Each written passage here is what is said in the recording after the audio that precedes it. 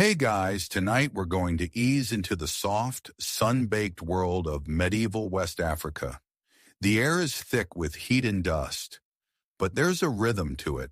A dry wind brushing over savanna grasses, the slow clink of iron in a blacksmith's courtyard, and the muffled laughter of children dodging goats in the alleys of Niani. That's where you are. That's where our story begins. The year is somewhere around 1280. It's hard to pin down. Nobody is etching timestamps into stone tablets, and the local scribes are more interested in poetry than birth records. But you're here, standing at the edge of a market square that smells like fried millet cakes and half-tanned leather. In the shade of a woven awning, you spot a child, a boy no older than 5, wiggling his toes in the mud, while his mother barters over cola nuts. That's him, the boy who will one day design the greatest mosques in the Mali Empire. He's not much to look at now, with his oversized tunic and perpetually snotty nose. But give it time. You probably won't survive this era. Let's be real. Between the heat, the malaria, and the surprise hippos, your modern immune system would call it quits before dinner. Still, it's peaceful here. You can almost forget how far from home you are as you watch the boy grow up surrounded by laughter, music, and the distant thrum of talking drums. So, before you get comfortable, take a moment to like the video and subscribe, but only if you genuinely enjoy what I do here. Now dim the lights, maybe turn on a fan for that soft background hum, and let's ease into tonight's journey together. The boy doesn't have a name you'd recognize. His real one is buried under centuries of oral tradition, but everyone just calls him the Mason's nephew. He's the youngest in a boisterous clan of builders. His uncles shape clay like it's dough. His aunt can stack bricks straighter than any spirit level. And his father, well, he mostly yells at donkeys, but someone's got to. Niani is no sleepy village. It's the capital of the Mali Empire, though calling it a capital might be stretching the concept. It's more a network of neighborhoods stitched together by gossip, trade routes, and the faint scent of fermented sorghum. The royal palace looms in the background, its walls molded from thick, sun-baked earth, looking less like a building and more like the landscape decided to grow a forehead. Your young architect-to-be starts his education in the most prestigious school of all, Aaron's. He's constantly fetching water, balancing stacks of clay bowls, and being yelled at by someone's grandmother. But his eyes, they never stop scanning. He notices how shade pools under certain rooftops, how arches lean when not braced just right, how sound carries differently in narrow alleys. Historians still argue whether children like him were formally apprenticed or simply absorbed their craft through exposure. But it doesn't matter. He's absorbing everything. When traveling merchants stop by with stories of domes in Egypt or floating palaces in India, his imagination lights up like a firefly caught in a jar. He scribbles in the dirt with sticks, shaping temples he's never seen, and towers that defy both gravity and common sense. There's an old man in the neighborhood, half blind, fully sarcastic, who insists the boy is touched by the jinn. Not cursed, just nudged. The boy seems to hum when he concentrates, and once after a long nap under the mango tree, he sleep-mumbled an entire drainage plan that actually worked. They tested it. The goats stayed dry. Most days are filled with predictable chores, but you notice a quiet restlessness in him. He'll stop mid-step to stare at a crumbling wall. He'll murmur to himself while smoothing sand with his palm, frowning at invisible lines only he sees. If this were a superhero origin story, this would be the part where he discovers his powers. But it's not that kind of story. It's a story of mud, sweat, and patience. The first time he sees the royal granary up close, he's unimpressed. It's lopsided for one, and smells faintly of moldy dates. But it's big, and something about the curves tugs at his mind. That's when he starts hanging around the palace masons, pretending to look for his cousin but really just watching. They tolerate him, mostly because he's quiet and occasionally hands them tools before they ask. The air in Niani shifts with the seasons, dry, then wet, then dry again, but the rhythm of construction doesn't stop. Walls crack, roofs sag, courtyards flood. The masons fix it all, and the boy takes mental notes. By age 10, he's pointing out structural flaws that grown men miss. By 12, he's fixing them without asking. He makes a friend, a boy his age whose father is a merchant. The two spend afternoons sketching wild inventions in the sand, a tower that sings in the wind, a bridge shaped like a giraffe's neck. One of their sand cities lasts 3 whole days before a rainstorm drowns it in ambition. You watch them laugh and rebuild it anyway. Life in Niani has a cadence. Roosters before dawn, market chatter, distant drumming, occasional political executions whispered about but never seen. Our boy grows into his limbs, voice cracking, fingers roughening, ideas sharpening. He doesn't know it yet, but the world beyond this city will call to him, and soon someone very important will be listening. But for now, he's still just the mason's nephew, still tripping over buckets, still dreaming quietly under the stars, tracing constellations and wondering how to build a ceiling that mirrors the sky. By the time the boy's old enough to lift a brick without toppling over, he's no longer just the mason's nephew. He's the one people call when a wall mysteriously bulges overnight, or when the communal well starts leaking in an unsettlingly musical way. He never brags. That's part of his charm. He just shows up, hums quietly, tilts his head like he's listening to something only walls can say, and then gets to work. His apprenticeship, if you can call it that, is equal parts traditions and trial by sunburn. He learns to slap mud into shape before it dries, to sense the moment when water, straw, and earth become something sturdier than their sum. He learns which corners catch wind and which don't, which kinds of clay blister in the sun, and which ones hold secrets. Most boys his age are thinking about wrestling or fishing or getting caught stealing roasted yams.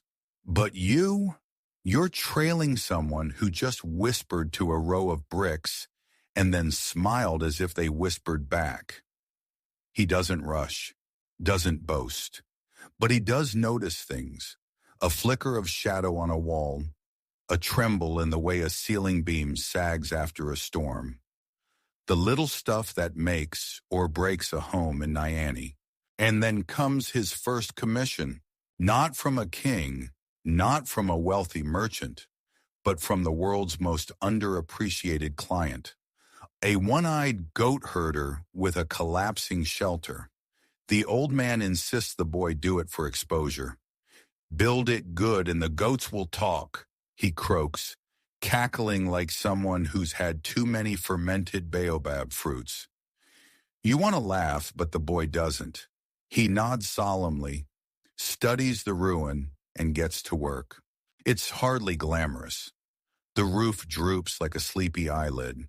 One wall has surrendered entirely to gravity, but the boy sees potential, probably more than the goats do. He reinforces the base with a mixture of clay and crushed pottery shards, a trick he picked up watching old masons argue. He reroutes runoff using a carved channel made from an abandoned calabash bowl. And for good measure, he installs a tiny ventilation window, partly to impress the goats, partly because he's always curious about airflow. When he's done, the shelter doesn't just stand, it breathes. Cool in the heat, dry in the rain. The goats take one look and move in like they've been waiting all week. Word spreads as it always does in cities that pretend they're villages. Within days, people start calling him the Little Master. He pretends not to hear it. Historians still debate whether this first commission was paid in anything beyond appreciation and leftover cassava. But whatever the fee, it's the start of something bigger. Because soon after, a man with red-dyed robes and far too many rings on his fingers approaches him with a curious expression and a rolled-up scroll. He's not just some merchant or noble. He's a builder from Jenne. Now, if you're unfamiliar, Jenne is not just a city. It's a legend in clay, a place where architecture rises from the earth with a kind of swagger. They build mosques that look like sandcastles constructed by divine toddlers. Their masons are revered, their techniques whispered about in markets and sung by griots over bowls of rice. So when this gen builder invites the boy to come learn, to really learn, it's a moment, like being offered a scholarship to Hogwarts, but instead of wands, you get trowels and scaffolding and spiritual responsibility. He hesitates, of course. He's never left Niani. The idea of walking across half the empire to learn from strangers feels like peeling off your own skin. But his mother just pats his shoulder, hands him a satchel of dried beans, and tells him to listen more than he talks. You join him on the journey. It's not a direct path. Nothing in Mali is. The road to Jenne is really a network of trails strung together by trust and landmarks like the rock that looks like a chicken or the tree that smells like old cheese. You cross rivers on wobbling rafts, sleep under stars that seem to hum, wake up with sand in your ears and occasionally someone else's goat licking your face. But you also see marvels, herds of cattle with horns like tree branches, traders balancing pyramids of salt on their heads, children singing work songs that somehow keep perfect rhythm as they pound millet into submission. By the time you arrive in Jenne, your feet are calloused, your clothes are dust, and your young architect's eyes are wide as moons. Because Jenne is different. Its buildings curve like they're stretching after a nap. The great mosque looms like a living thing, its towers punctuated by wooden beams used both for decoration and for scaling the walls during repairs. Your boy is a stranger here, but he watches, absorbs, and mimics like a thirsty sponge. He joins a crew restoring a collapsed prayer niche. He listens to debates about the best shape for minaret shadows. He hears tales of masons who can tell time by the warmth of a wall. His teacher, a wiry man named Bamba with hands like driftwood, teaches by example and insult. You call this a corner? My grandmother's soup had better angles. But he warms to the boy eventually, especially after the boy redesigns a mud facade so that it shades a communal bench without blocking wind. People start sitting there longer. Someone says it feels like talking with the earth. One night, while repairing a leaking roof, the boy suggests layering the bricks differently, angled like fish scales instead of flat. It's a wild idea. Bamba scoffs but lets him try. The next rain, not a single drip. From that day, they call him the Fish Roof Kid, which sounds less glamorous than it is. Quirks abound. One mason claims you must whisper to new walls so they don't crack from loneliness. Another insists that all tools must sleep under banana leaves for balance. Your boy, he listens, smiles, learns, and maybe starts whispering too, just in case. He spends a year here, maybe two. Nobody's counting. Time flows differently when you're living in mud and vision and prayer. But then, one morning, someone arrives from Niani with a royal seal and a simple message. The king wants to see you.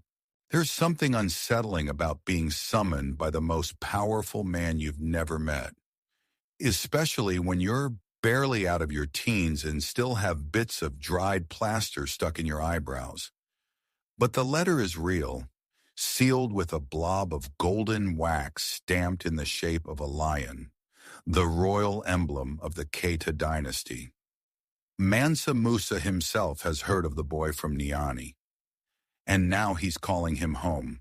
Your young architect doesn't say much when he gets the message, just nods once, carefully folds the scroll, and thanks his mentor Bamba with the kind of bow that says more than words. Bamba, true to form, mutters something like, "Don't trip on your own genius," but you can tell he's proud. The journey back to Niani feels different, the same dusty paths and friendly strangers. But now the boy, let's just start calling him the architect, shall we? Now the architect walks with more weight in his stride, not arrogance, just purpose. Like someone who's realized their tools might actually be instruments of change, or at least instruments of fixing embarrassing royal storage issues.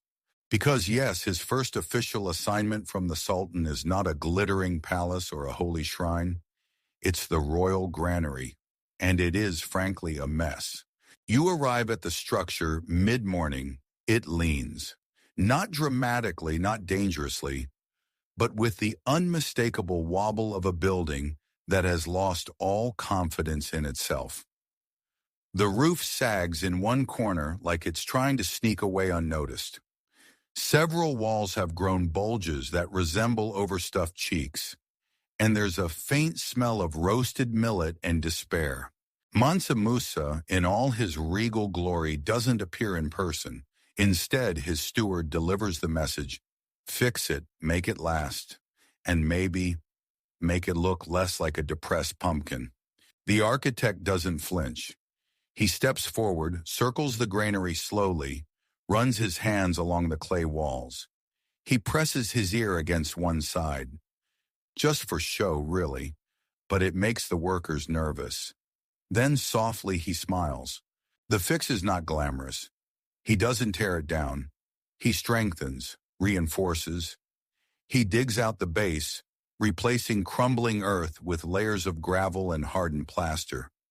He mixes the new mortar with crushed she shells, which locals swear offends termites. The roof is restructured into a gently domed shape that deflects heat and sheds rain like a melon leaf. And just for flair, he carves narrow grooves down the exterior, not just for looks, but to direct runoff more elegantly during storms. It takes weeks, maybe longer, and during that time word spreads. The mason's nephew is back, they say, and now he talks to buildings. The granary, when finished, is not beautiful, but it's solid, it's dignified, it stands upright for once, and it no longer weeps in the rain. Historians still debate whether this renovation was the true beginning of his royal career. Some claim he had already caught the king's attention earlier, through whispers and jealous rivals. Others insist it was the smooth curve of that rebuilt dome that sealed his fate. Whatever the case, a pattern begins. Royal messes, quietly handed to him with little ceremony and high expectations. He repairs a cracked column in the throne room, making it stronger than when it was built. He redesigns a public well to stay cooler in the hot months. He even suggests tilting the palace's east-facing windows just slightly to catch morning breezes. The king doesn't notice right away, but his breakfast no longer melts. And then one day, an impossible request. Not shouted, not even written, just whispered by a courtier while peeling a mango. The king is preparing for pilgrimage. He may need inspiration. You're not sure what that means. The architect isn't either, but he starts preparing anyway. The pilgrimage is no small affair. Mansa Musa, fabulously rich and famously pious, is about to undertake the Hajj, the journey to Mecca. It's a spiritual obligation, sure, but it's also a political spectacle. The empire will show the world its wealth, its faith, and, if Musa has his way, its architectural ambition. Your architect is asked to design a series of traveling shrines, temporary mosques and shelters that can be assembled quickly at caravan stops, but still look impressive. It's like being asked to build IKEA for a divine procession. He draws sketches on bark, maps proportions in sand, and whispers to lumps of clay until they agree to hold shape longer than usual. He experiments with collapsible arches, modular prayer niches, and walls that disassemble into camel-sized bundles. One day a minor noble sneers, "Why not just pitch tents?" To which the architect replies without lifting his head, "Even a tent needs to face Mecca." It's around this time that he begins to dream more vividly. You see him mumbling in his sleep, muttering numbers, shapes, and the occasional startled, "No, not that angle." He starts waking up at dawn to trace shadows across the courtyard, watching how the light falls, how it shifts, how it feels. He becomes obsessed with alignment, not just of walls, but of space itself. One morning, while testing a prototype wall panel, he discovers that pressing small holes near the top creates a kind of humming when the wind passes through. He spends the rest of the day lying under it, listening to the music of the breeze. When questioned, he simply says, "Buildings should talk." A quiet transformation is underway. No longer just a repairman, he's becoming something more. A thinker, a dreamer, a man who hears architecture like others hear drums. Still, the court remains skeptical. The king's advisors want guarantees, timetables, budgets. The architect offers only blueprints and that unfazed smile of his. But Musa is watching.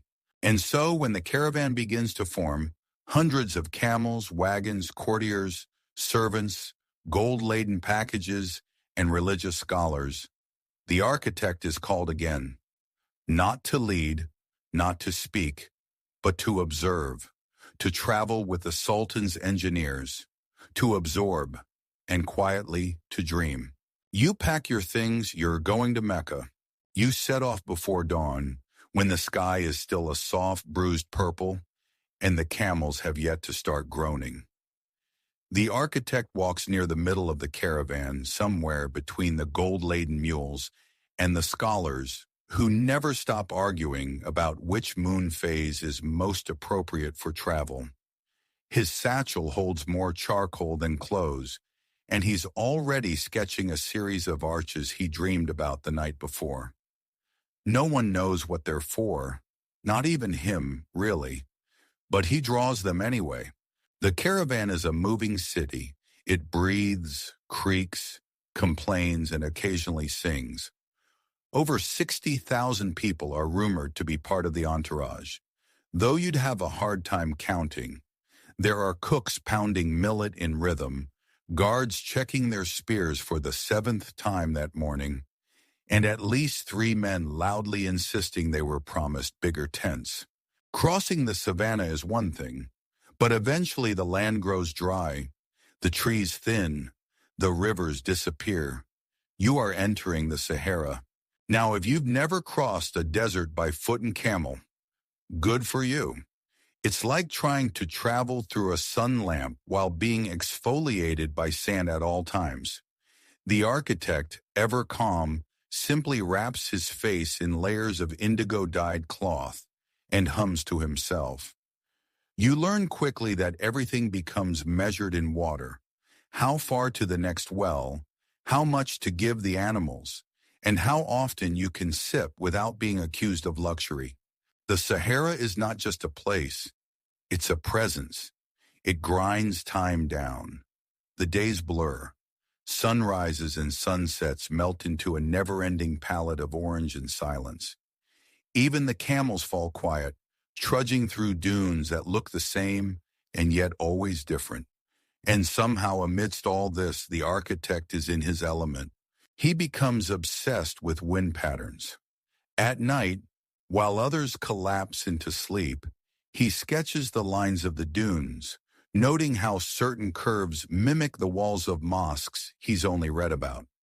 He digs small furrows in the sand, watching how they hold shape, crumble, or sing in the breeze. It's like he's learning from the desert itself, a silent teacher with a fondness for repetition. Once, during a particularly windless evening, he builds a dome from nothing but sand and spit-moistened cloth. It lasts 6 hours before a camel sneezes on it. Still, he considers it a success. Quirks abound. He insists on praying not in the direction of Mecca, but in the direction of the wind, just to feel the air press against his skin the same way it might against a building. He experiments with laying small rocks in a spiral, claiming it makes the night feel shorter. Historians still argue whether this spiral theory had spiritual meaning or if he was simply bored. The others in the caravan grow used to him. Some call him the quiet sand walker. Others, more affectionately, just call him that guy with the weird bricks. He earns a kind of respect, the way certain old donkeys do. Not flashy, but reliable, always there, always moving forward. And so you move forward too, past crumbling trade posts where everything smells like sweat and frankincense, past dried-up wells with names like the Thirsty Echo and Don't Bother. Occasionally you stop at an oasis, tiny miracles of date palms and cool shade, where the architect sketches frantically between sips of water and bites of overcooked goat. One day, a merchant in a jewel-encrusted turban asks him what he's always drawing. The architect answers with a shrug. Air, he says, but in lines. The merchant walks away quietly after that. Another evening, while resting on a dune that insists on slipping away beneath your feet, he begins explaining how the shape of camel tracks could inform the design of irrigation canals. You nod. You pretend to understand. He's not talking to you anyway. He's talking to the wind again. The deeper into the desert you go, the more stripped down the caravan becomes. Luxuries are traded for survival. Velvet cushions are burned for warmth. Gold is stashed away. Its shimmer feels obscene here. But the architect thrives. He's become something in between a builder and a philosopher, muttering things like, all walls are just temporary dunes, and the best buildings don't mind being forgotten. You hit a point around week 3 where everything feels like a hallucination. The sky swallows the horizon. Your shadow becomes your only company. But even in that half-dream state, the architect never stops noticing. He starts describing mosque minarets shaped like sand towers, columns inspired by wind-carved stone, and prayer halls that breathe. One night, during a rare pause with music and storytelling, someone challenges him to explain how architecture can exist in a place that erases everything. He thinks about it, then smiles and replies, because the desert teaches you what not to build. No one argues after that. Eventually, after weeks of sweat, blistered feet, and more sand than your laundry could ever forgive, you see it, the glimmering minarets of Cairo on the horizon. The city rises like a promise, domes silhouetted against a hazy sky. Even the camels seem to perk up, eager to exchange the scent of sand for that of spices and smoke. You've crossed the desert, and though the architect says nothing as you approach the city gates, you notice he's clenching a roll of parchment tighter than usual. Another sketch, another idea, always one step ahead of the dust. Cairo hits you like a bazaar in the middle of your forehead. After the hush of the desert, the city feels like a riot of color, texture, and sound all crammed into a single breath. Traders shouting prices in 3 languages, donkeys clattering down cobbled lanes, incense curling from doorways, and laughter that starts somewhere in a tea shop and echoes around a mosaic-tiled courtyard for no apparent reason. The architect stands still for a moment. Just still. You watch his eyes scan upward, following the swell of a turquoise dome glittering in the sun. It's not admiration. It's calculation. The curve, the ribbing, the subtle indent where the morning light carves shadow from detail. You recognize the look now. It's the look of someone mentally taking the dome apart and quietly rebuilding it better. Mansa Musa makes his entrance into the city with the subtlety of a gold avalanche. He gives out so much gold that Cairo's market reportedly destabilizes for years. Historians still argue whether this was economic ignorance or an extremely extra form of generosity. Either way, no one forgets it. You and the architect move through the city on quieter errands. He's not invited to the diplomacy. He's invited to the back streets, to the corners where stones remember things. He sketches in alleyways, outside mosques, near bathhouses, and behind fruit stalls. He finds a group of local masons restoring a crumbling mihrab and spends hours just watching them position a single tile. He doesn't interrupt, doesn't even speak. He just watches the rhythm, the hand-to-clay-to-wall dance that only builders understand. One of the masons finally breaks the silence. "What are you, some kind of spy?" The architect smiles. "Only for walls. There's something in Cairo that the desert didn't have. Excess. Everywhere you turn, there's more. More patterns, more carvings, more color." The architect isn't dazzled, but he's intrigued. He studies how different domes direct sound. He watches how courtyards invite wind but block dust. He makes mental notes about materials he's never seen before. Marble, turquoise glaze, something that might be camel bone, but is definitely labeled imported. It's around this time he becomes fascinated by the muqarnas, the honeycomb-like vaulting often found in Islamic architecture. It's beautiful, of course, but he sees more. He sees structure, balance, whispered acoustics. He spends an entire afternoon lying on his back in a prayer hall, watching the sunlight flicker through its folds and trying to determine the exact math behind the symmetry. That night, he dreams of ceilings that ripple. Still, he doesn't entirely trust the city. He murmurs something about how too much shine can make a building forget what it's for. One evening, after a particularly gilded tour of a palace courtyard, he squints at a golden fountain and mutters, "What does this even do?" A nearby noble gasps audibly.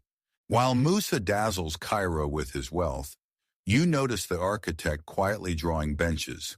Not thrones, not towers, just benches. Spaces for people to sit and listen, tucked into shaded alcoves. He's thinking of home, of Mali, of prayer without pretense. But Cairo does leave its mark. He becomes more confident with geometry. He starts calculating proportions in conversation. You're walking past a butcher one day and he says, unprompted, "That awning is at a 37-degree angle. It's perfect for midday sun deflection." Then buys an apricot and keeps walking like nothing happened. One afternoon, he's approached by a scholar with a beard like a river delta and too many scrolls. They talk for hours about the golden ratio, sacred dimensions, and how the prophet's house might have been positioned to optimize airflow. No one else understands a word, but they both look happier than a pair of cats in a fish market. The scholar offers him a rare book on Persian architecture. The architect trades one of his own sketches for it, a design for a minaret shaped like a spiral shell. Neither of them mentions that the sketch is useless in Cairo's climate. That's not the point. You spend a few evenings perched on rooftops, listening to the muezzin's call float over the city. The architect says the sound here feels heavier, like it travels through velvet. You nod, pretending to understand again. He's probably right. There's a moment, just one, when he's offered a chance to stay. A wealthy patron offers a post, a workshop, materials he's never touched before, but the architect simply smiles, thanks the man, and turns away. I build for silence, he says later, and Cairo's already loud enough. Instead, he turns his attention forward.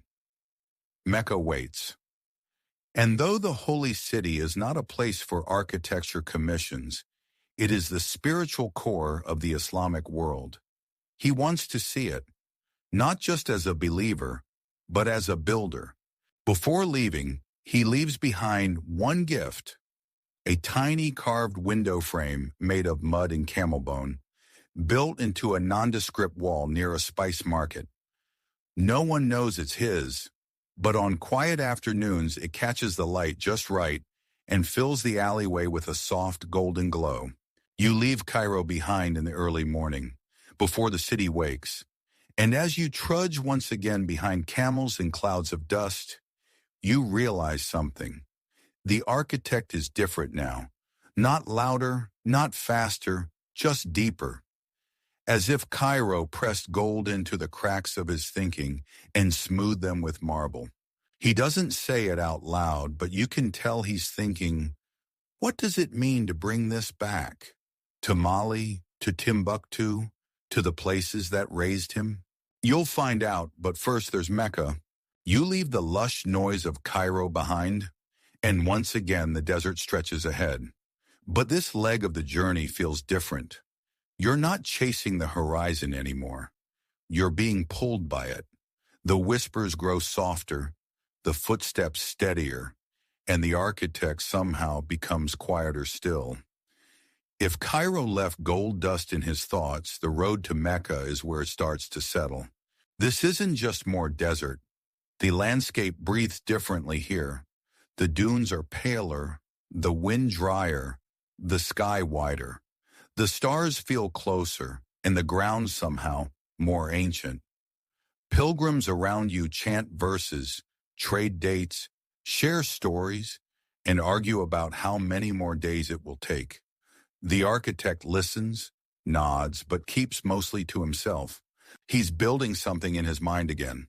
His satchel now carries scrolls of parchment, a square of Cairo mosaic wrapped in cloth, and a sliver of wood from a collapsed minaret he salvaged with what can only be described as reverence.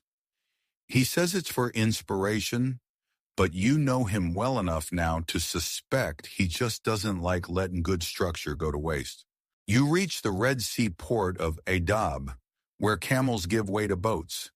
The crossing is cramped, noisy, and filled with passengers who have strong opinions about how to properly coil rope. The architect spends most of the voyage staring at the sails. At one point, he points to the mast and mutters, "That could support a prayer hall." No one responds. When you land on the Arabian side, the path to Mecca winds through arid valleys where rocks look like they were carved by time and then immediately forgotten. Along the way, the architect becomes more ritualistic. He lines his shoes precisely every time he removes them. He builds small cairns near rest stops and measures their shadows at different hours. He writes numbers in the dirt with a finger and erases them before moving on. Historians still debate whether these habits were architectural, devotional, or just symptoms of sunstroke. Perhaps all three. One evening, he stops at a well-sized shrine and stays there long after the rest of the group has moved on. You return to find him sitting cross-legged, whispering what sounds like geometry equations under his breath, his eyes half closed like someone sleep-talking in golden angles. You don't interrupt. You just sit beside him and wait for the trance to break. When Mecca finally appears, a glinting stone city nestled among the dusty hills, it doesn't roar into view. It rises slowly, like a memory becoming real. The city is full of movement. its alleys tight and shaded, its courtyards echoing with prayers, footsteps, and the rustle of cloth. There is no need for introductions here. Everyone is a pilgrim. Everyone has come to bow, to circle, to ask. The architect walks barefoot around the Kaaba, moving in smooth arcs, counting steps, adjusting his breathing to the rhythm of the tawaf. You notice he traces the lines of the structure with his eyes again and again, measuring without measuring, absorbing something sacred and square and utterly unmoved by time. He doesn't sketch here, not once, not in Mecca. He says later that some things should be carried only in the mind, that trying to draw them would be like trying to bottle wind in a clay jar. But Mecca leaves a mark, not in his drawings but in his thinking. The clean lines of the Kaaba, the sacred symmetry, the sense of center. It all starts showing up in his ideas after this. He begins talking about buildings not as objects, but as orientations. He says a mosque shouldn't just face Mecca, it should know Mecca, feel it, echo it. You stay a month, maybe more. The architect spends his days in quiet reflection, sometimes speaking to scholars, sometimes to no one at all. At one point, he wanders off to study the shadows cast by the minarets of a nearby mosque. When he returns, he announces he's finally figured out how to make a roof feel like water. You don't ask for clarification. One morning, as the sun climbs lazily over the hills, he turns to you and says, "We've taken everything in. Now it's time to give something back." You don't ask what he means. You just pack up the satchel, now filled with small, carefully chosen objects that carry no value except to him, and you begin the long journey home. On the way back, he draws constantly, not just buildings but ideas, diagrams of sound, curved wind patterns, layouts based on constellations. At one point, he pauses mid-sketch and whispers, "What if a mosque could mirror the stars instead of the ground?" He starts talking about sacred geometry in his sleep again, reciting ratios like lullabies, comparing sun angles to rhythms in music. One time while half awake, he murmurs, "If the doorway sighs, you've built it right." You decide not to ask what that means. But something's changed. He's not just a mason anymore, not just an architect. He's a man returning with knowledge no blueprint could hold. And as Mali grows closer, its red earth, its lazy rivers, its familiar smells of charcoal and fresh dough, he doesn't grow impatient. He grows ready. You arrive back in Mali under a sky that feels heavier, like it's trying to remember your name. Niani hasn't changed much in your absence. Children still chase chickens into alleys. The air still smells like roasted millet and ambition. And someone is still yelling about a stolen goat that almost certainly wasn't stolen. But you've changed. And the architect, he steps into the city like someone coming home to a wall he's already redesigned in his head. Word spreads fast. The architect is back. He went to Mecca. He stared at domes until they gave him secrets.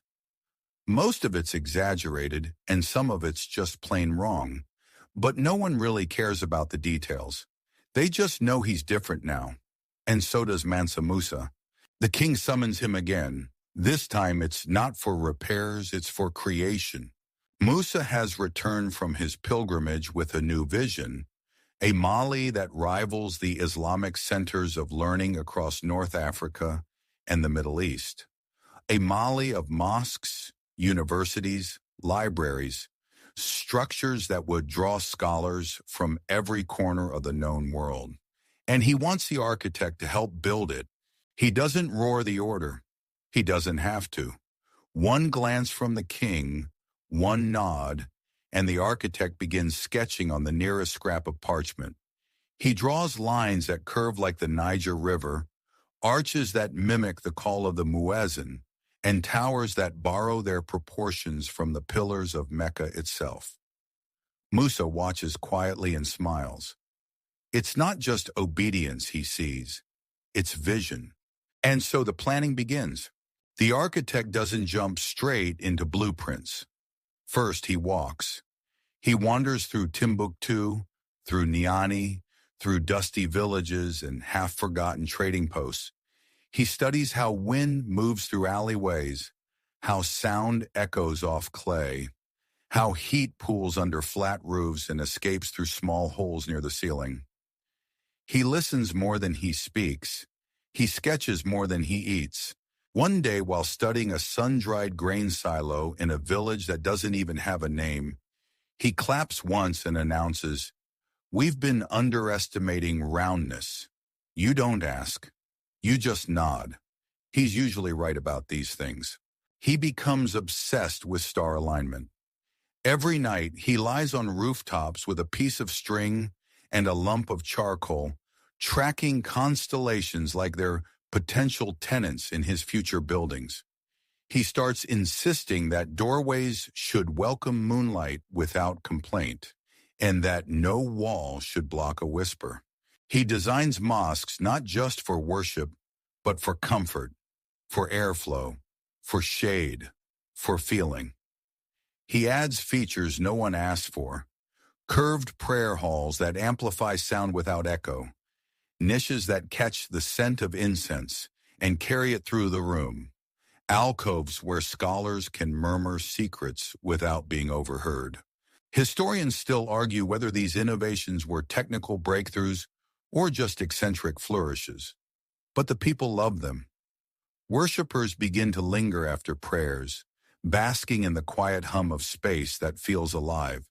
And then there are the roofs. He experiments with organic shapes, domes inspired by termite mounds, archways shaped like baobab branches, support beams placed not for symmetry, but for balance.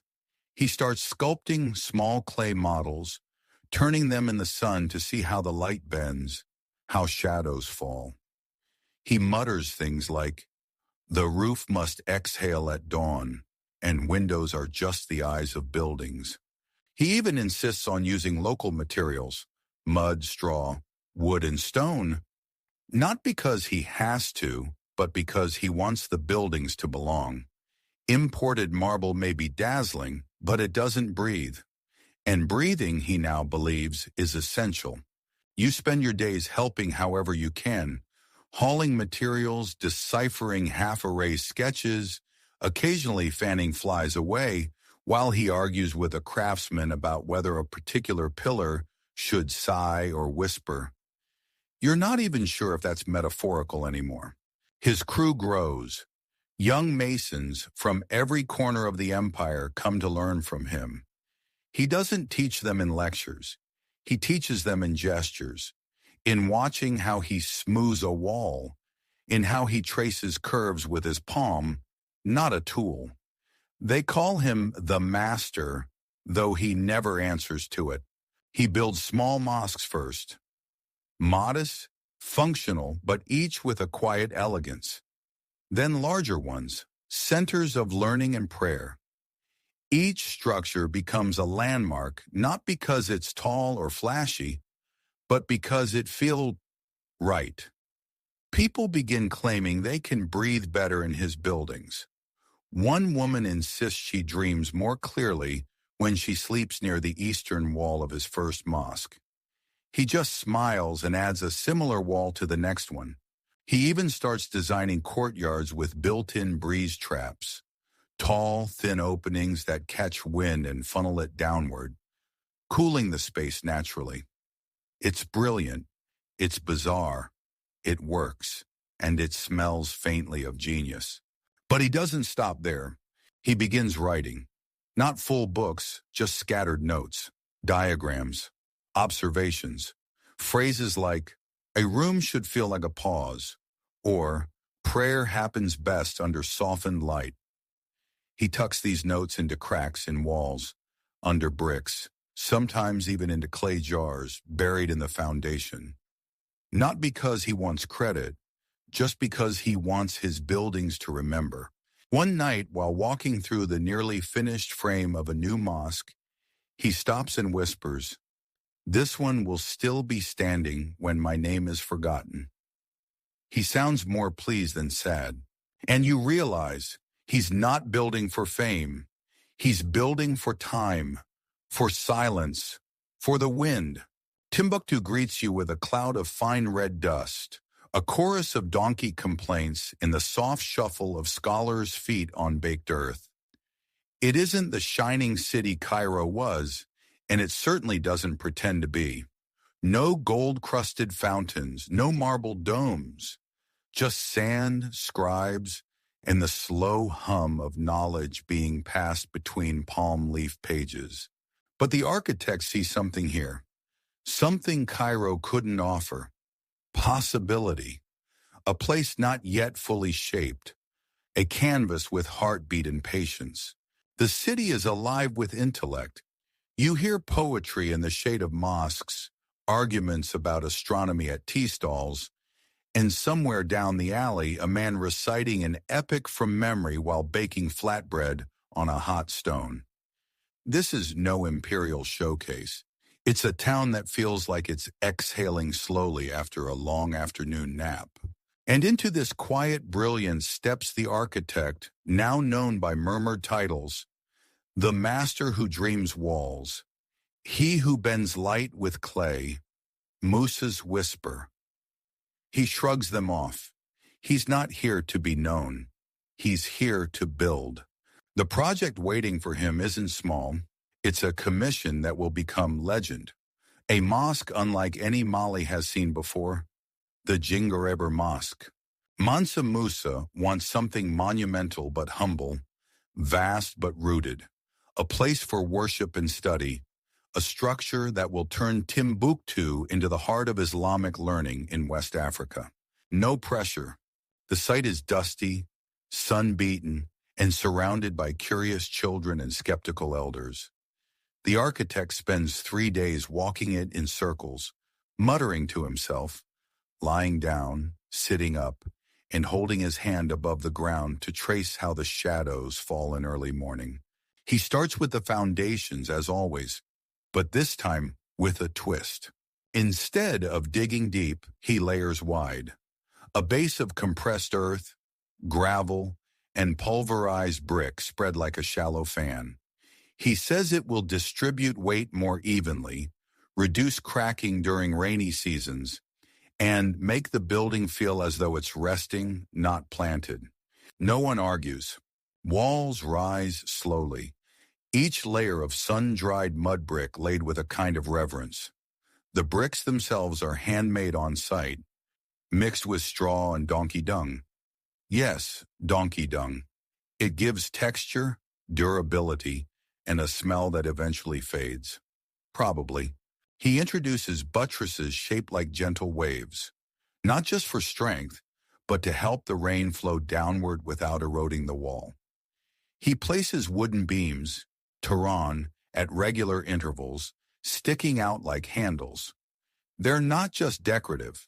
They serve as built-in scaffolding for future repairs.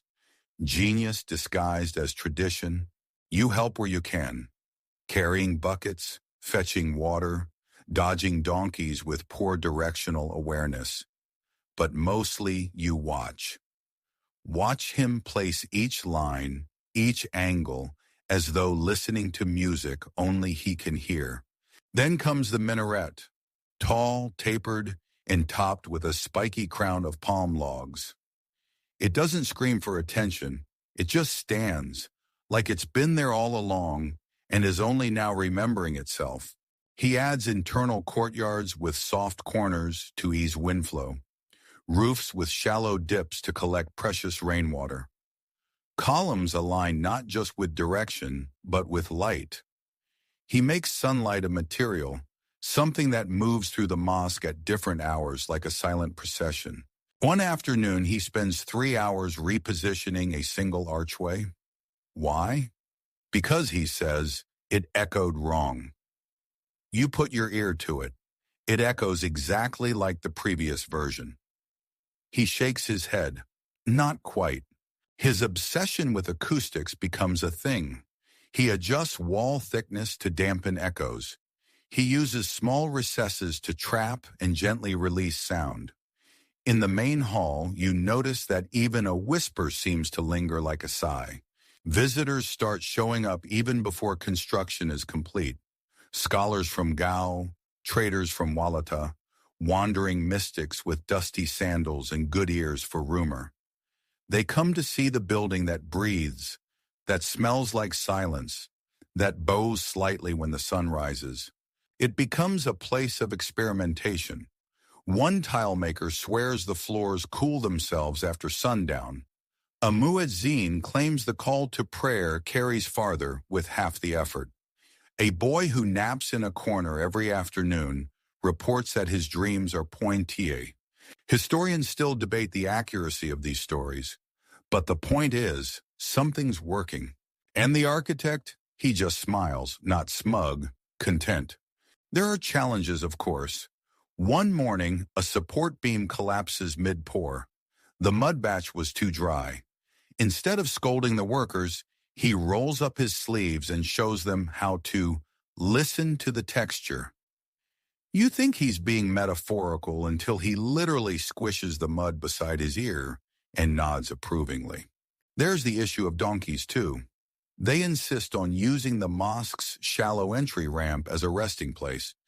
Instead of shooing them away, he redesigns the ramp, adds a second curve, slightly steeper, for humans only. The donkeys are unbothered. You suspect they know they have won. By the time the final touches are underway, the architect has woven everything he's learned, from Niani's quiet courtyards to Cairo's layered domes, to Mecca's sacred geometry, into this place. It is his mosque, but it is also Mali's. And it feels that way. He walks through the near-finished prayer hall at twilight, light slicing through the high windows in golden angles, dust dancing mid-air like lazy fireflies. He stops, listens, whispers something only the walls can hear. And you realize he hasn't just built a mosque. He's built a memory. After the Jingareber Mosque is completed, something changes in the architect. Not dramatically, not visibly, but in the way rivers change course after a heavy rain. You see it in his stride, just a little slower, in his sketches, a bit looser, and in the way he starts talking about buildings, not as things to be made, but things to be understood. It begins with geometry. He's always respected it, respected the lines, the balance, the shapes that make a structure stand even when the world shifts beneath it. But now, he's in love with it. He starts drawing with nothing but a compass and straight edge. Circles nested inside circles, hexagons folding into octagons, grids of dots that look like decoration until you realize they're structural blueprints hiding in plain sight. You find one of his diagrams etched in the dirt outside a tea stall. At first glance, it looks like someone got artistic with a rake. But then you look closer. It's a mosque plan, sized, spaced, and aligned according to celestial angles. A few curious goats trample it before you can appreciate the full elegance. He doesn't mind. He says the design has already settled in the dust. He starts teaching others, not formally, of course. He'd never stand on a platform, but he draws on walls, leaves notes in bricks, murmurs mathematical ratios under his breath, while young apprentices pretend they're not eavesdropping. He once spends 2 days carving a perfect golden spiral into the underside of a wooden eave, just to see if the sunlight likes it. Scholars arrive from across the empire, drawn by the mosque, by the city, by him.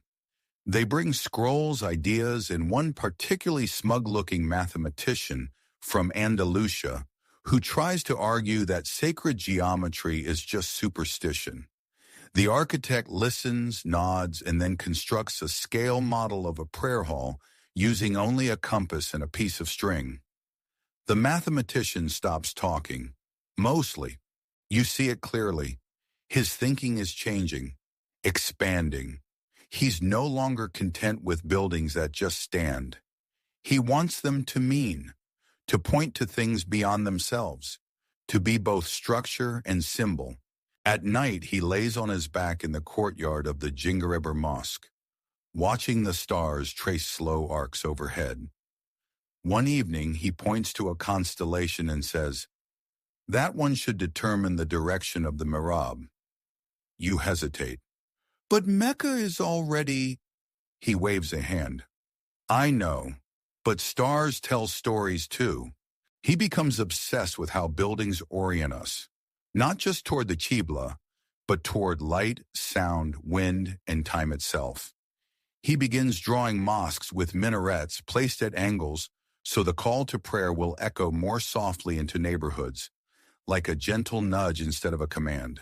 He starts integrating shadow paths, structures designed to cast specific shadows at certain hours. You once find him adjusting a roof tile at noon, muttering that the shadow wasn't behaving. To your untrained eye, it looks perfectly fine. But he's tracking something deeper, a conversation between sun and stone that most people miss. One day he holds up a drawing of a new school building and says, "This will hum at sunset." You assume he's being poetic. You later learn he's planned the acoustics, so the wind moving through specific arches creates a soft flute-like tone for exactly 15 minutes every evening. Historians still argue whether that one worked. Some say it's a myth, a bedtime tale told to apprenticed masons. Others swear they heard it, a whispering wind song that floated through the dormitories and made even the scholars pause mid-sentence. He begins using ratios pulled from the Quran, from star charts, from poetry. He says a poem's rhythm can shape a staircase, that a verse can determine how many windows a hallway should have. You're not sure how serious he is, but when he finishes the hallway, it really does feel like walking through a verse. The local builders call him both brilliant and baffling. One jokes that he designs with one hand on the earth and the other on a cloud. The architect laughs, then spends 2 hours adjusting a doorway because clouds don't like right angles. You travel with him to smaller towns now, where he's asked to consult on wells, homes, and tiny masjids, barely big enough for 10 people. He never treats a small job as lesser. If anything, he seems more excited. Less politics, more clay. In one village, he proposes a spiral roof schoolroom built partly underground to keep it cool. A trader scoffs, "That'll never catch on." A year later, 4 schools in the region are copying it. He takes on questions now more than tasks. How can a wall guide a breeze? What's the softest angle for a ceiling? Can a prayer hall feel like an embrace? And the strangest part, he rarely finishes a sentence anymore. He starts them, gets halfway through a thought, then stops, as if the rest has already been built somewhere only he can see. You've grown used to this. You finish his thoughts now, or pretend to. He seems grateful either way. One morning you find him staring at a brick in his hand, turning it over and over. "We're building too hard lately," he says. "Building should forgive." He doesn't explain further. He doesn't have to. You walk through one of his new buildings a few weeks later. It smells of clay and calm. The echo is soft. The light is gentle. The wind moves through it like a polite guest. And somewhere inside, in a quiet corner, you feel something almost alive. Maybe he's right. Maybe buildings can forgive. Or maybe they just remember better than we do. Home doesn't look quite the same when you return from building dreams. And for the architect, returning to Niani now is like walking through the outline of a place he once knew, shaded in with different colors. The same winding paths, the same markets, the same air thick with the smell of fried groundnuts and distant charcoal. But something in the light has shifted, or perhaps it's just him. Word has traveled faster than the caravan. By the time he steps back into town, children are already whispering about the man who builds mosques that breathe and schools that glow at dusk. One child insists he made a wall that sings when the moon is full. The architect simply smiles and says nothing to confirm or deny. He's been summoned again, not by a steward this time, not by a letter sealed in wax, but by quiet consensus. Mansa Musa, seated on a shaded platform ringed with gold-draped cushions, leans forward and says, "Let's build something bigger." You're not sure what that means at first. A palace, a shrine, a city. But it turns out the king means all of it. He dreams of Mali becoming a beacon, a cultural heart pulsing with knowledge, faith, and beauty. He wants centers of learning, new mosques, better housing for scholars and travelers alike, not just in Timbuktu, but across the empire, in Gao, in Walata, in towns not even mapped yet.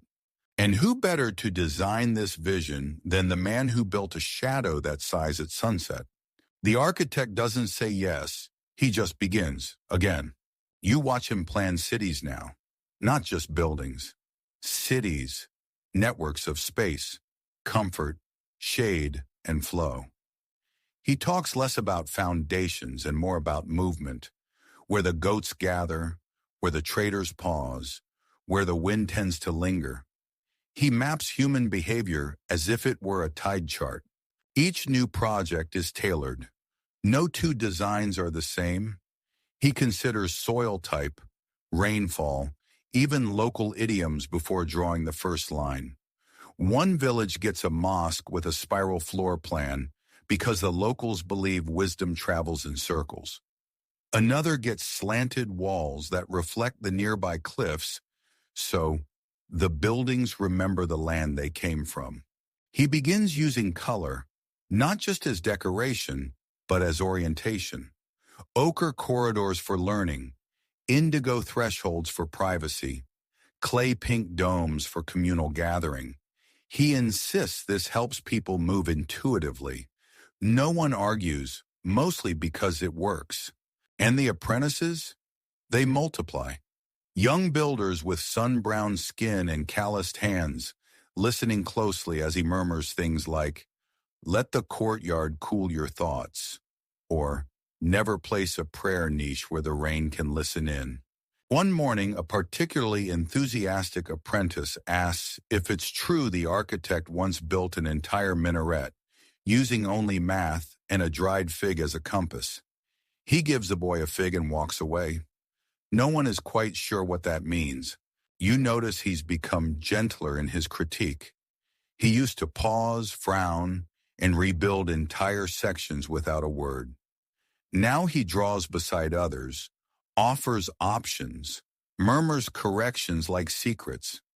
If someone makes a mistake, he says, "That's how mud learns." He's still experimenting, of course. Recently, he started embedding sound traps, small hollow pockets in walls that alter how footsteps echo. In schools, it makes loud children quiet down instinctively. In mosques, it softens the shuffling before prayer. In libraries, it just sounds nice. He also starts incorporating local legends into his designs. One village claims their ancestors came from the sky. He builds their mosque with a rooftop staircase no one is meant to climb. Another village believes wisdom lives in the earth. Their madrasa has benches sunk a foot below ground level. So the students listen up, he explains. Historians still debate whether this was practical design or playful indulgence. Either way, no one forgets it. He's begun drawing fewer buildings and more diagrams. Not blueprints exactly, more like meditations in mud and line. You find one pinned under a rock by the river, a pattern of spiraling lines that, when followed with your finger, leads you back to where you started, a little calmer than before. You leave it there. People come from far away now, not just for worship or trade, but to feel how his buildings feel. A Moroccan poet writes that entering one of his mosques is like stepping into the exhale between two verses. A scholar from Songhai tries to map the sensory effect of each curve and gives up after 3 days, mumbling something about emotional geometry. And you just keep walking beside him, carrying parchments, holding measuring cord, swatting away curious goats, and wondering if anyone else notices that the temperature inside his courtyards is always exactly perfect. Then one late afternoon, while sketching beneath the shade of a neem tree, he murmurs, "I think we can build without blueprints now." You glance at the drawing. It's barely there. A line, a curve, a smudge of charcoal that might be a window or might be a thumbprint. But he nods, satisfied. Because after all this time, he's not really building structures anymore. He's building intuitions. And somehow everyone around him starts to feel it too. You arrive in Timbuktu again, and this time it greets you like an old friend who's learned a few new tricks. The city has changed.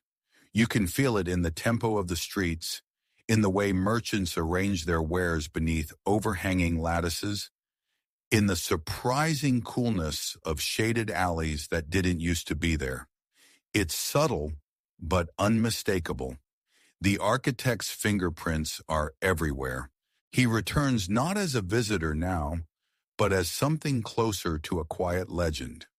Children point at him and whisper stories that range from plausible to ridiculous. That's the one who made the moon bounce off the walls. He built a library you can't find unless you're quiet. One girl solemnly claims he talks to wind spirits and they answer in whistles. He ignores all of it, of course. There's work to do. The Jingareber Mosque, his masterpiece, is not a finished thing. No building ever is, he reminds you, especially not one made of mud, breath, and purpose.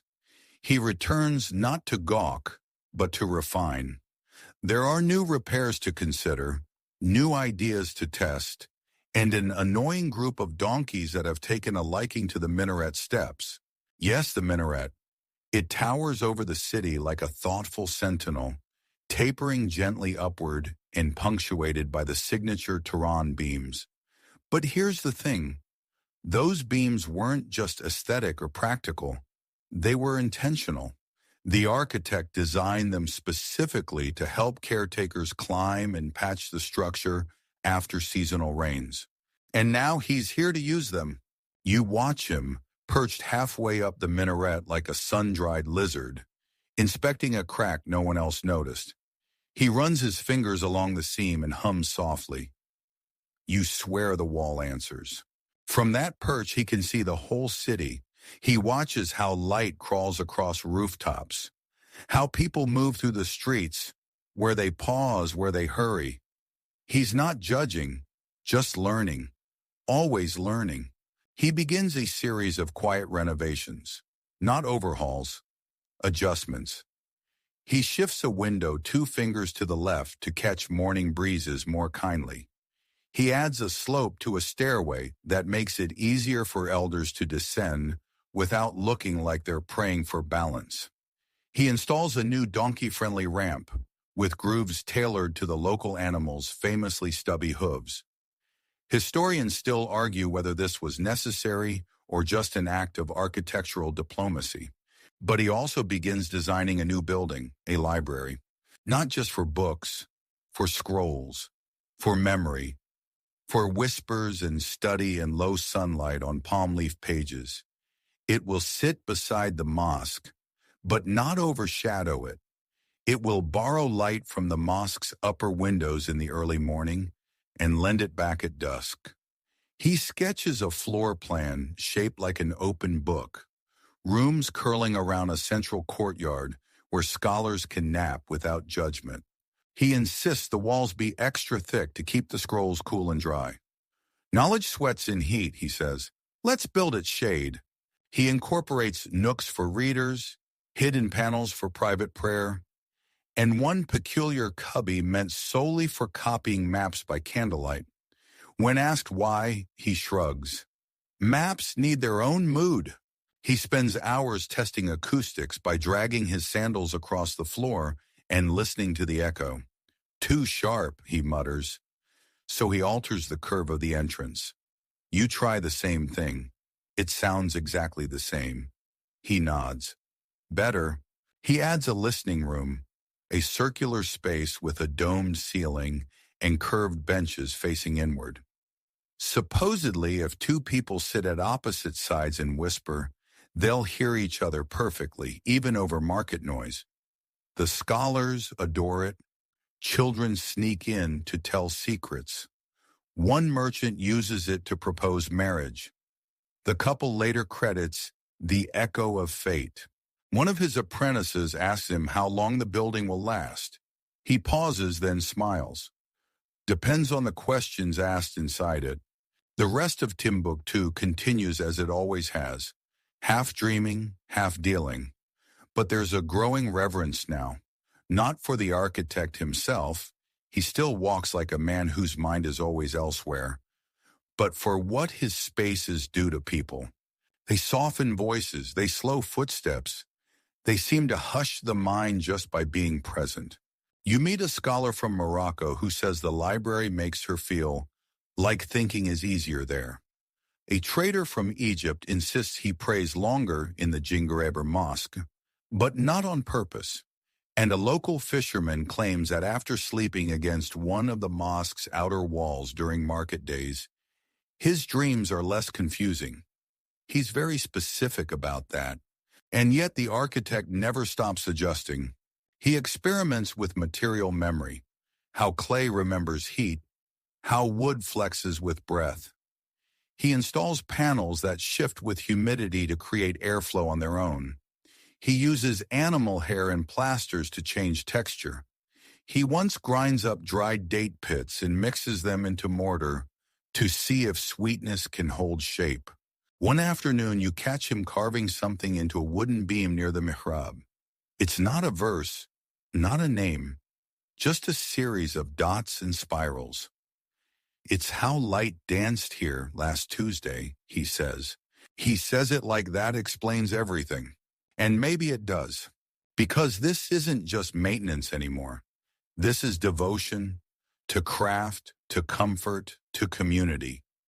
Each repair is a prayer, each improvement a blessing, and somewhere along the way, even you begin to hear the building breathe. You lie awake one night inside the library, the stars framed by an arched window that wasn't there last time. The wind slides past the walls like a remembered song, and you wonder, was this what he meant when he said a building could listen? Because tonight it feels like something is. You wake to the smell of wet clay and roasting dates. A soft breeze swirls through the newly carved vents in the eastern wall, carrying with it the faint sound of early morning prayers. The architect is already gone. Of course he is. He wakes before the muezzin, before the sun, before even the roosters have figured out what kind of day it will be. You find him crouched in the shadow of a half-built courtyard, running his fingers along a freshly plastered wall. It's too smooth, he murmurs. You touch it. It feels fine. He shakes his head. Walls should have stories. This one is forgetful. He sprinkles sand into the mix and begins again. Today is not about grand design, not about the next mosque or the next big idea. Today is about life, specifically the life of a royal architect who has, reluctantly, accepted that his fame now precedes him, like a goat with a drum strapped to its back. People seek him out all day, courtiers wanting consultation, builders wanting advice, apprentices wanting everything. The man can't stir a pot of clay without someone asking whether door frames should curve like river bends or echo the shape of plantain leaves. You tag along as he moves through the city, and by midday you've counted 12 questions. 3 bribes, 1 in the form of mangoes, 2 philosophical debates, and 1 very determined goat that refuses to leave his side. The first stop, a quarrel between tile makers. One insists the tiles should be glazed. The other swears by raw terracotta. The architect listens, runs a hand over each tile, squints into the sun, and then sets them both on fire. Literally, a quick test in the kiln.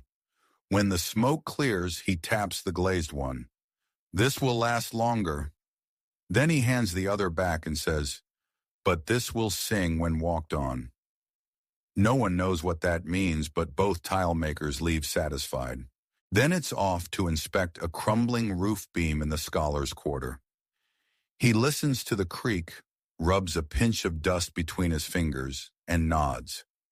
Termites, he says, and heartbreak.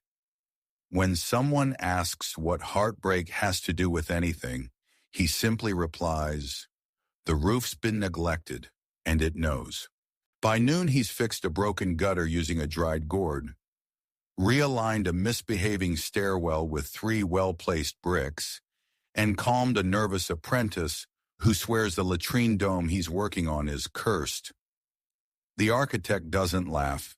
He walks to the latrine, knocks once, listens, then adjusts the air hole. It just needed to breathe differently. Then comes lunch, or what should be lunch. Instead, it's a plate of crushed millet, half a mango, and a sudden emergency involving a bent doorway arch. You arrive to find 2 workers arguing about whether the curve was intentional. One says it's genius. The other says it's a mistake that will collapse the whole structure. The architect looks at it, tilts his head, and asks a question no one expects. Does the doorway make you feel welcome? They both blink. Because if it does, he says, maybe it's not wrong, just unfamiliar. He leaves the arch intact. You're exhausted by mid-afternoon, but he keeps going.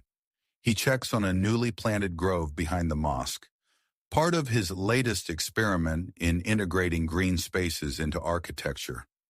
Trees can be walls too, he says, patting a stubborn sapling.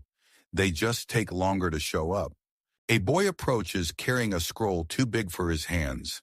It's a design for a madrasa, messy, enthusiastic, full of impossible domes and staircases that seem to loop into themselves. The architect studies it for a long moment, then smiles. Make the windows bigger. And remember, roofs aren't hats. They're umbrellas. You pause at a street corner as the late sun turns the walls golden. He scribbles in his notebook. The light hits this spot just right, he says. Perfect place for a bench. When asked who the bench is for, he shrugs. Anyone who needs it. He insists that every building should have something unnecessary. A small tower that doesn't serve as lookout. A curved wall that leads nowhere. A shelf too high for use. It's for joy, he says, and curiosity. If everything has a purpose, there's nowhere to wonder. Historians will later argue about this period in his life. Some call it the peak of his genius. Others say he grew too eccentric. There are rumors that he designed a house with more doors than walls, just to make a point about choices. Another story claims he tried to build a room that changed its shape depending on your mood.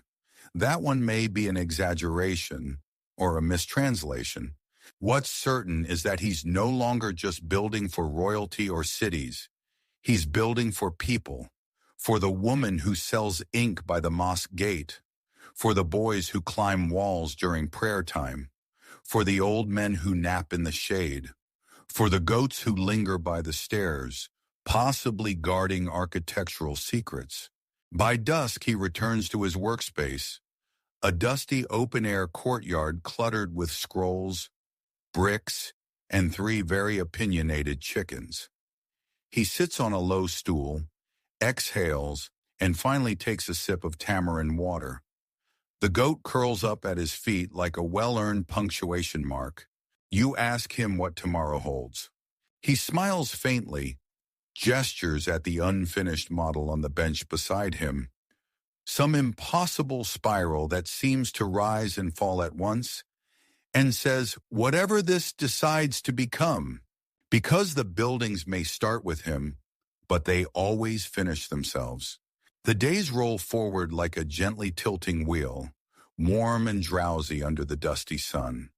The architect, as ever, is a quiet storm in the middle of it all, still sketching, still murmuring proportions under his breath, still insisting that every structure should settle like a sleeping cat. But for every admirer and apprentice trailing after him in awe, there are others who've begun to frown, because not everyone likes a wall that size. It starts small, as these things often do. A neighbor complains that one of the mosque's new window openings lets in too much poetry and not enough privacy. A respected builder grumbles at the market that the architect's latest school hall has too many useless curves. Then someone insists that his idea of acoustic niches is just a fancy way of saying the walls echo badly. The architect doesn't argue. He simply thanks them, tilts his head thoughtfully, and jots something down on the corner of a palm leaf. This only seems to make them angrier. Rivalries begin to sharpen. You start hearing whispers. A builder from the east claims the architect once ordered a mosque to be demolished because the wind didn't enter it politely. A jealous patron says he paid the architect for a prayer hall and got a dome with feelings. Someone else insists he builds with secret codes meant to confuse outsiders. These tales circulate like sand in dry season, everywhere and impossible to pin down. Historians still debate whether this was real resentment or just the usual envy that follows anyone who makes something truly new. But what's clear is that the architect, now an institution unto himself, is no longer above critique. One morning you wake to find a crew of masons rebuilding a portion of a courtyard he had designed only months before. They claim the original structure was too experimental and that the community felt alienated by the echoes. You ask him about it. He smiles faintly and replies, "They have the right to listen to the space in their own way." Still, something shifts. He begins spending more time alone. He walks deeper into the outskirts of the city, sketching wild ideas in the sand and letting the goats trample them freely. He builds small clay models that seem to spin inward, or rooms shaped like petals, or towers with no discernible front. One apprentice asks what they're for. He replies, "They're not for anything. They just want to exist." In quieter moments, you hear him talk to the buildings. Not dramatically, not like a mystic, just small things, greetings, reassurances. "You're holding up well," he says to a pillar. "Don't let the rain rush you," he tells a newly cured wall. And once, while adjusting a ceiling tile, you hear him mutter, "They don't understand you yet. It's okay." The younger architects adore him even more for this. They call him the Whisperer. They claim his touch improves clay and that he once revived a collapsing staircase just by standing on it and humming. None of this is true, but all of it feels true. Then there's the rumor of the cursed builder. According to the tale, a rival architect who was passed over for a royal contract accused him of witchcraft. "He hides verses in bricks," the man claimed. "He traps spirits in domes." It was nonsense, of course, but that didn't stop the gossip. When the rival's own minaret collapsed in a storm weeks later, people began muttering about plaster hexes. Did the architect curse him? No, he didn't even speak of him. But one night, while adjusting a tile on a scholar's roof, he did say softly, "Bad buildings fall. That's not magic. That's gravity." Still, the stories persist.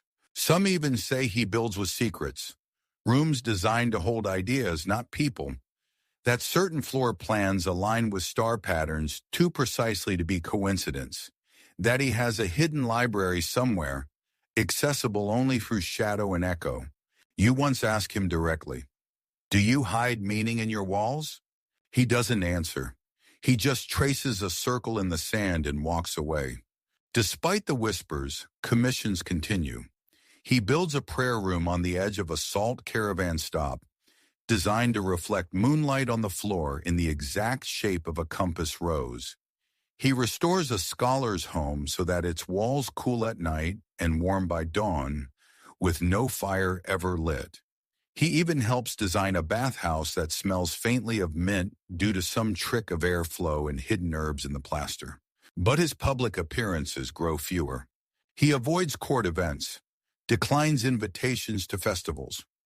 When the Sultan himself offers him a ceremonial robe and official title, Master of Forms, he smiles, bows, and gently refuses. I already have a name, and he says, still people seek him. Pilgrims, builders, dreamers. They come bearing sketches, broken tiles, strange questions. One man asks if it's possible to build a roof that mourns. The architect studies him a moment and replies, only if it's been loved first. In his twilight walks through the city, people still nod respectfully, but some also look away, as if unsure whether he's a genius or a sorcerer. He doesn't seem to mind either way. You find him one night, seated beneath a half-built dome, listening to the sound of frogs in the distance. He gestures at the open space above him. This one won't be finished, he says. Not by me. Someone else will complete the echo. You realize then that he's building for the future now. For those who don't yet know what questions they're meant to ask.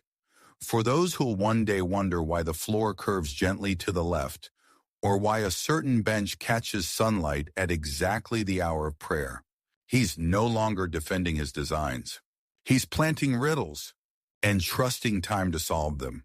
Time softens things. Stones, stories, even the most stubborn walls. And it softens the architect too. Not in skill or spirit, but in the way that a river, once sharp and surging, learns to meander with more grace. He still builds, still sketches, but the feverish pace has slowed.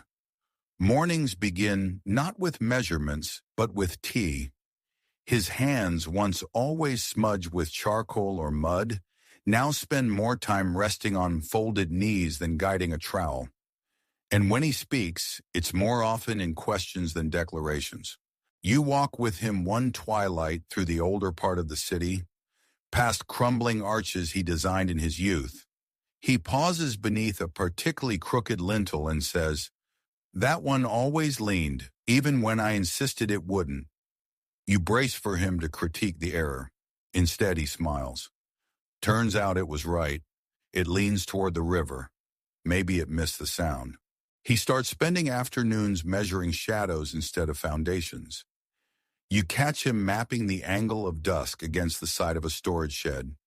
When asked what he's doing, he says, the shed hums differently in winter, then adds, I think I'll build one that echoes spring. He becomes fixated on light, not just as illumination, but as presence. He adjusts window heights by finger widths. He consults sun charts.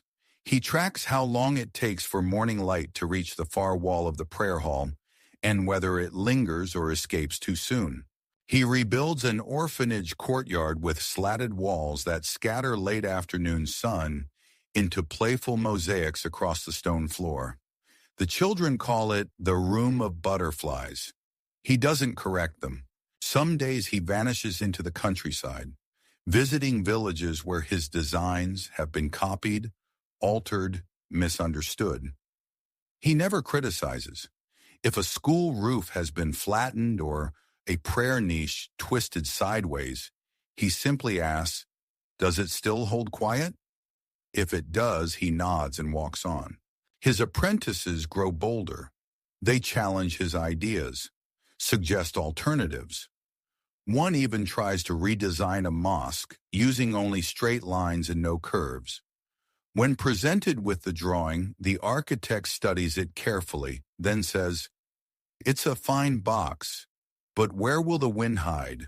He begins mentoring more than building, though even his mentorship is unconventional. He'll sit beside a young builder struggling to balance a roof beam and say nothing for an hour, then suddenly offer, tilt it like a tired smile. The student obeys. The beam settles perfectly. He starts keeping odd hours, rising before the call to prayer, wandering rooftops with a lamp, scribbling in tiny notebooks.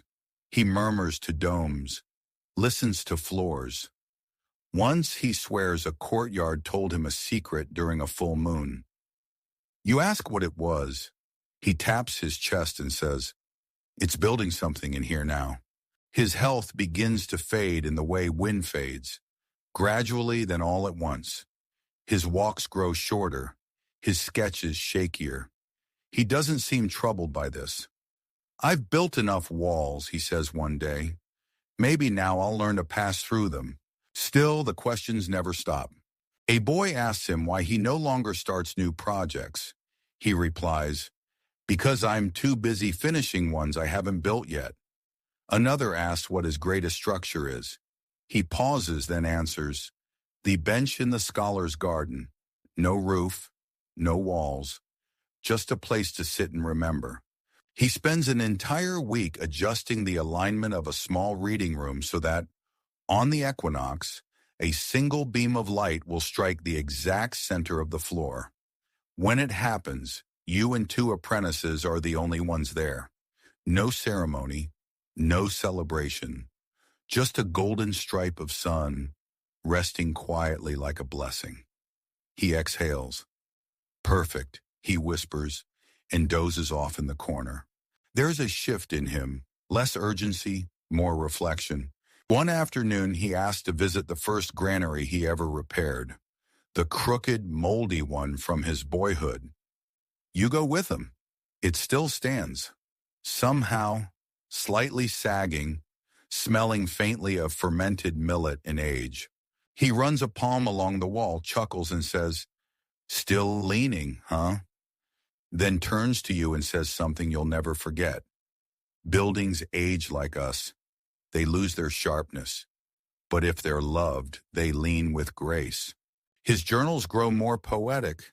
No longer notes and sketches, but observations. Rain echoes more gently in round rooms. A wall is a mirror if you stand still long enough. Even silence has a texture. I'm learning to build with it. You find one entry scrawled in a margin. One day someone will ask who built this. Let them feel it, not know it. And perhaps that's the legacy he wants. No monuments, no plaques, just spaces that breathe a little easier, that carry whispers, that forgive footsteps. He begins spending entire days in the Jingareber Mosque, not repairing, not adjusting, just being, sitting in shafts of sunlight, tracing the geometry of his own thoughts, as if preparing to fold himself into the walls. The apprentices carry on his projects. The scholars visit him less. The crowds thin. But the buildings remain. And when the city sleeps, you still see him sometimes, wandering quietly through the spaces he shaped, touching corners, nodding at shadows, and humming to himself like a man who has spent a lifetime learning the language of walls. One morning you find him in the library courtyard, seated on the lowest step, staring into a bowl of water that reflects the sunrise like it's shy. He doesn't look up. He just murmurs, "It's nearly finished." You glance around, the courtyard, the building, the day. "No," he says gently, as though he heard your thoughts. "Me?" He's not sad, not somber, just clear, like a bell rung softly in an empty room. From that day on, he stops sketching. Not because he can't, because he no longer needs to. He spent a lifetime putting shape to silence. Now he simply listens. The apprentices ask fewer questions. They still come, eager, hopeful, but they know something is shifting. He welcomes them with tea, offers riddles instead of answers, stories instead of sketches. One day he gives a young builder a handful of pebbles and says, "These are the best blueprints I ever drew." The boy keeps them like relics. You spend most days nearby now. He doesn't talk much. He sits under neem trees, fingers tracing the grain of a wooden bench he once carved during an idle afternoon. The bench has no purpose. That's why he loved it. He walks the mosque corridors slower now, not with hesitation but with reverence, as if each step is a farewell. He stops in his favorite prayer alcove at twilight, the one where the wind sometimes hums, and says, "I think this place remembers better than I do." One evening he returns to the very first wall he helped build, the goat shelter, long since abandoned. It's mostly collapsed, a pile of tired mud and faint echoes. He sits beside it in the quiet and chuckles. "Still better than half the roofs I've seen." You don't speak. There's nothing to say.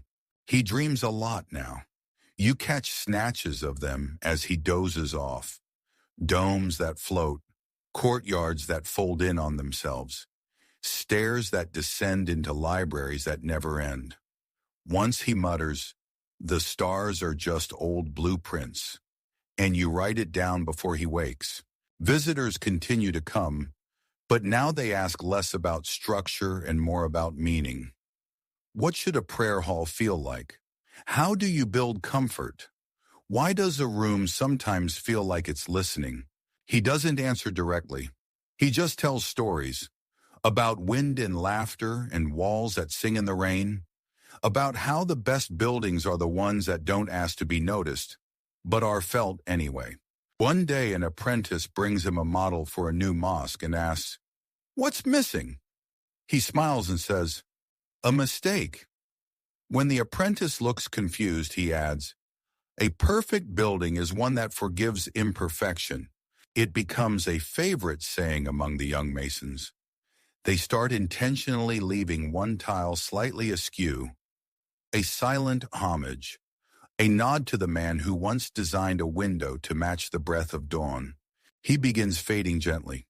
No illness, no grand farewell, just soft slipping, like a roof beam easing into its post, like dusk taking over a sunlit room. The day he doesn't rise for morning tea, the city holds its breath. Word spreads quietly. The scholars come in silence. The apprentices file through the corridors he built. No one cries, not because they're not grieving, but because the buildings are. A soft hush settles across his works, like every wall is remembering at once. He is buried near the Jingwereber Mosque in a small shaded plot that catches the first breeze of every morning. The headstone is plain, just mud, shaped like a dome, with no name. He wouldn't have wanted one. Instead, the tribute is built in footsteps and laughter and shade. In the way someone sits quietly on a bench he once placed beside a wall that hums at sunset, in the boys running through courtyards designed for echo, in a scholar who pauses mid-prayer because the light caught the arch just right. The wind still moves through his spaces. The rooms still breathe. The story ends, but the buildings whisper on. And now as our journey slows, you find yourself back in that quiet courtyard beneath the stars. The walls are warm with memory, the stone beneath you cool, and the breeze, the same one he shaped and studied, moves gently past your cheek like a whisper you almost remember. You close your eyes and breathe it in. Everything stills. No questions remain, no sketches to correct. Just the long, slow hush of night unfolding across the rooftops. Around you, the city sleeps. The benches are empty. The prayers have been said. And in the silence, you feel it. Not an absence, but a presence that lingers, soft and weightless, like dust suspended in a sunbeam.